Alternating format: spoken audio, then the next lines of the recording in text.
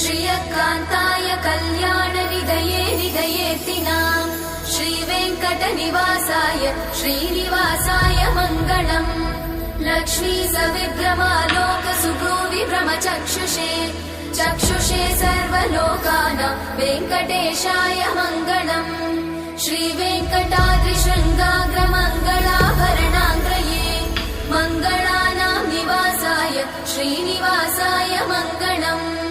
सर्वावयव सौन्दर्य सम्पदा सर्वचेतसां सदा सम्मोहनायास्तु वेङ्कटेशाय मङ्गलम्। नित्याय निरवध्याय सत्यानन्दचिदात्मने सर्वान्तरात्मने श्रीमद् वेङ्कटेशाय मङ्गलम्। स्वतः सर्वविदे सर्वशक्तये सर्वशेषिने सुलभाय सुशीलाय वेङ्कटेशाय मङ्गलम्।